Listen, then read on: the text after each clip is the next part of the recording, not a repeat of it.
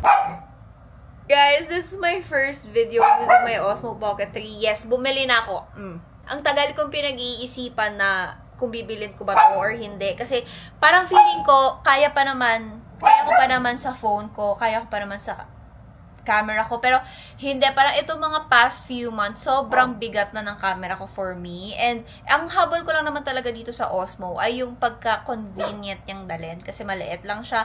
And yung gimbal, medyo matagal na itong na-release, diba? So, nung naisip ko na, okay, bibili na nga ako ng Osmo, wala nang stock everywhere. So, nagpa-waitlist pa ako sa SM North. Ngayon lang nila ako tinawagan after mga 2 to 3 weeks.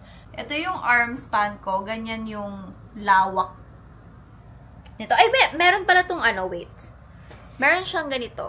Let's see kung gaano pa siya ka-lawak when we add this. So, yan. Kita yung salamin. Kita yung ilaw ko dito. So, when we add. Oh! Para siya nag-fish eye. Lumawak yung gilid.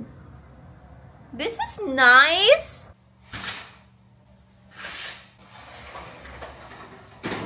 Good morning, girlies. Antok pa yan. Inaantok pa yan. Good morning, everyone. Alauna na ng hapon. Sobrang lala ng gising namin lately. Umaabot talaga kami ng mga 1 PM, ganyan. Like, yesterday, si Gigi lang yung gumising sa amin. Kinahulan kami ni Gigi kasi nagugutom na siya. Tapos pagising namin, alauna na. So ngayon, nagising naman ako 12:30 na. Nakakainis kasi parang feeling ko tapos na yung kalahati ng araw. Pero ang totoo, na-extend lang yung araw namin hanggang 5 AM. Kinabukasan, madaling araw. So, I'm trying to change that today. I hope you guys can hear me clearly. So, today magluluto lang tayo ng ulam. And maghuhugas ako ng pinggan kasi ayokong madaming kalat sa kitchen. And if you don't know, laging si Seth yung nagluluto for us. Madalang lang talaga na ako yung nakakapagluto. So, here we are. Medyo hindi pala aesthetically pleasing yung kitchen namin. Sorry.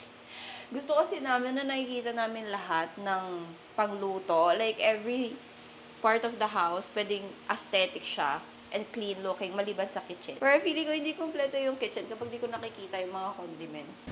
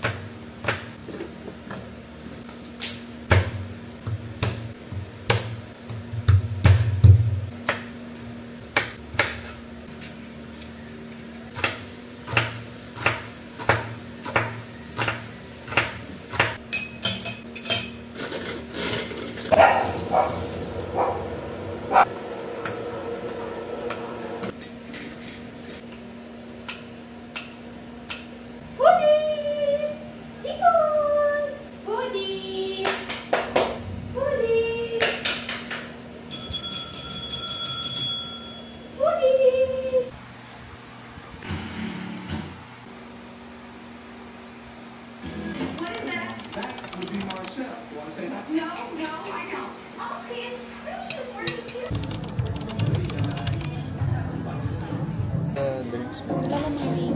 Calamari? Saan? May baby calamari. Yung fried baby calamari.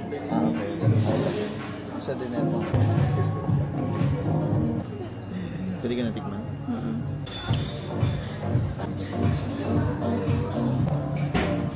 Ang galing. Very smooth yung ano niya. Galaw niya. Oh my God.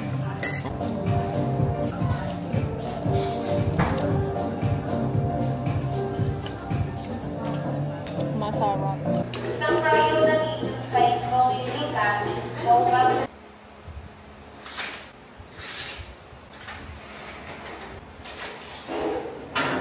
We have parcels.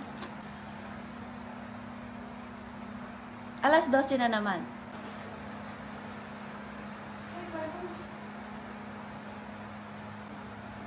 Grabe, sobrang pabebe niya na. Ang pabebe mo naman. Love, love. Good morning, Gimbap. Stretch na, stretch. Stretch. Good girl. Good morning. Good morning. Good morning, Chocho ko. Good morning, Chocho. Let's do an unboxing. Baba ka muna. Magbibideo ako. Mamaya tayo laglat. Let's open this up. I think this is the new collection from Tevian. We have the new Dainty Dust. Ang tagal ko nang gustong bumili ng Dainty Dust, pero lagi ako naabutan ng sold out. Meron silang 5 shades before. Nagdagdag sila ng 4 new ones. Yan, this is what Dainty Dust looks like. Malaki siyang palette, guys. Tapos divided into 3. So, I just wanna explain kung bakit mahal ang Tevian. Tevian kasi is made from Italy. I don't know kung ano pang ibang cosmetics brand dito sa atin na made in Italy. Pero itong Tevian made in Italy. Parang sa lahat ng nire-release nila, laging pack talaga. This is Glam Queen. I think ito yung pinakamagagamit ko. Oh wow, this looks nice. This is office hour. Thank you so much, Tevian. I will make a video about these.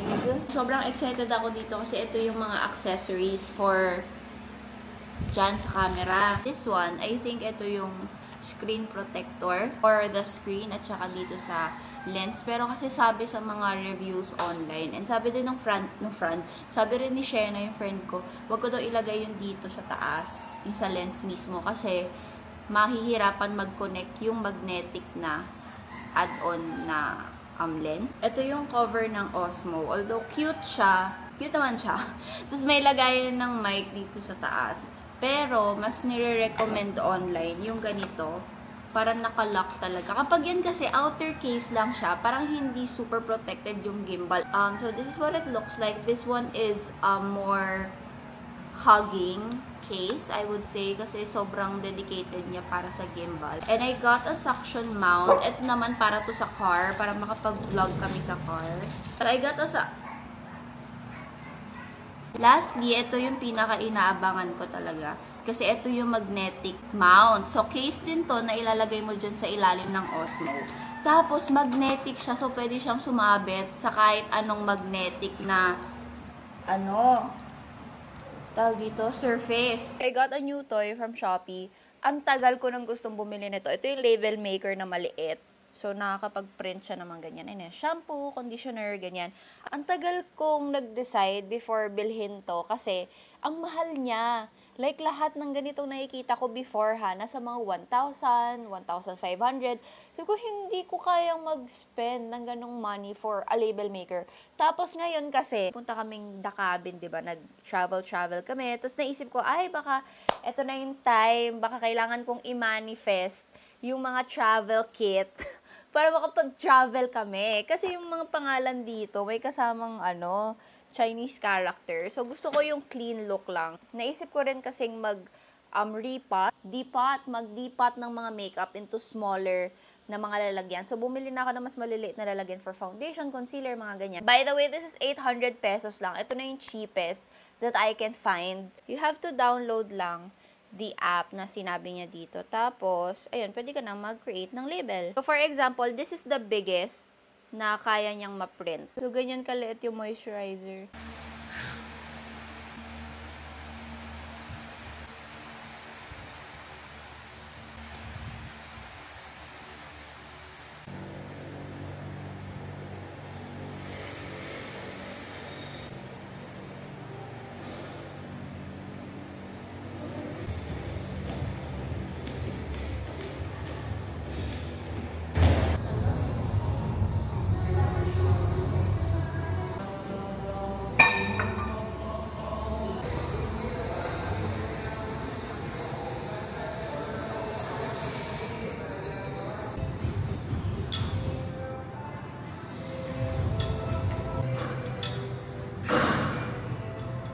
Guess what? Maaga ako nagising today. 9, nagising na ako. Kaya lang ako maaga nagising kasi meron akong event ng 11 sa SM North. And ang lapit ng SM North sa akin. But here I am, mag-11:30 na.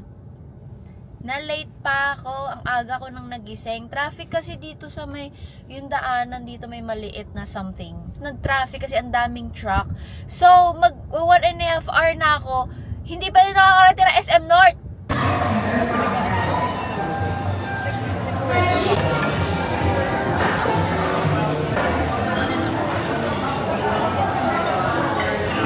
So, done na yung event and ang daming pagkain. Ang dami, like, dire-diretso lang yung pag-serve nila ng food.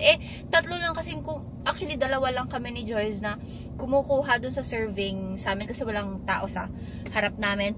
Sobrang nabusog ako dun. Hindi nga ako nag-rice pero busog na busog ako. Puro ulam lang kinain ko. But anyway, hindi ko matiis talaga. Merong bagong yogurt store. Cloud yung pangalan nila. Same price din naman sa BLK tsaka sa Yaw Yaw. Ay, actually, mas mahal to. Kasi 190 yung small nila. This is small Yung medium sa BLK kasi 190 yung lagi kong binibili. Sa Yaw Yaw, hindi ko sure kasi matagal na ako hindi bumibili kasi nga haba ng pila. Well, anyway, let's try this one out. Meron na rin tong toppings, by the way. Tapos meron silang Biscoff yogurt. Bagong product lang daw nila. Yung mismong yogurt, flavor niya Biscoff. Ako din. I know. Ako din. Ayun yung reaction ko. Dapat pala yun na lang in-order ko. But anyway, let's try this. This is dark chocolate na gusto ko i-try yung yogurt nila actually, hindi yung toppings. Kasi yung toppings, alam ko naman na yung lasa.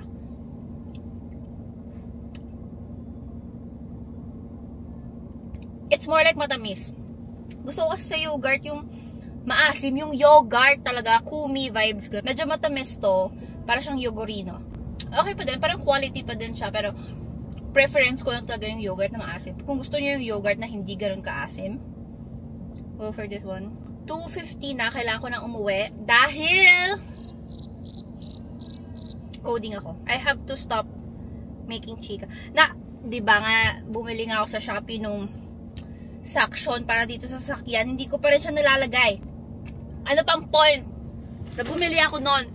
Kung hindi ko rin gagamitin. Sobrang dalang ko na mag-drive, by the way. Hindi pa tayo nakakapag-vlog na si Seth yung nagde-drive. Pero siguro yung mga nakalipas na vlog ko, nakita nyo na. Hindi na ako nagde-drive kasi ayaw niya akong pag-drive-in. Kumbaga nagde-drive na lang ako kapag ganito mga may events ako. Tapos saglitan lang naman na hindi niya naman na need sumama. Tapos super lapit lang naman from us. Tayo, unboxing! Unboxing with mommy and the doggies. Mommy and the girls. Walang malalaglag. Malalaglag yung camera ko. Ito si Zuzu, ano namin yan, parcel inspector. Kada may dadating na parcel dito sa amin, inaamoy niya muna. Bumibili ako sa Paleo Pet. Lagi kong binibili yung set nila na madami. Tapos mga minis lang, para pang toppers lang sa pagkain nila. Tagal na kasi yung last na Paleo Pet namin, parang mga 3 months ago. 9.45, meron siyang treats. Tapos, merong 4 na beef, 4 na pork, 4 na chicken. Ito lang yung maliliit kasi pang toppers nga lang sa food nila. Atin na. Sino may gustong treats? Whisper. Whisper. Good girl, Toto. Good girl. Whisper. Nana, Gigi. Nana, whisper. Good girl, Nana. Ate Gigam. Whisper. Whisper.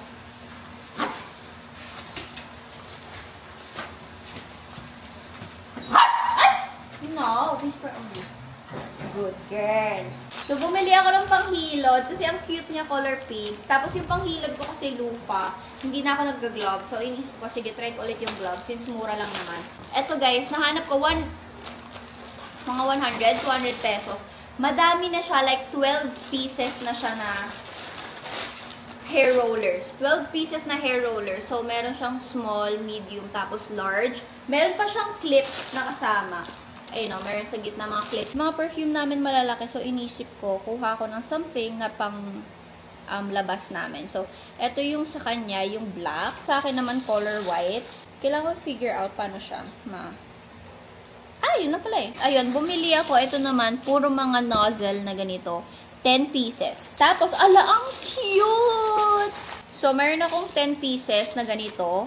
Para siyang lip gloss. Lalagay ko dito yung mga liquid blush, bronzer, contour, concealer, color corrector. Basta marami akong ilalagay sa ganitong lagayan. I got a separate container para sa foundation, yung airtight. Ito naman, maliit na lagayan siya. Powder sifter naman to. So, pwede ka maglagay dito ng mga loose powder. So, ayan yung dulo niya. Yung nozzle. Sana makita nyo. Ayan siya, dropper. Tapos, ayan siya. Bumili lang ako ng isa. Dapat isa lang yung bibilin ko para sa serum lang. Kasi diba, skincare, ganyan, serum. So, ang dami pala ng laman. Actually, itong perfume na lagayan, parang malaki siya. Hindi ko yung expect na malaki siya. Wow! Parang lipstick. Yeah. Tapos, taas mo siya. Sige, ilabas mo. Hindi. Ikot mo. Kidding. Glass siya, oh, hindi sa plastic. Oh, I think that will be it for this video kasi ang dami ko ng clips. Ah! I'm so happy! Sa 3 days, nakabuo ako ng isang vlog. Ah! Akalain nyo yun. Open mo. Ay, wait lang. PR ng Brow It. That PR unboxing. So, Brow It. Look at this. Yung PR nila merong salamin.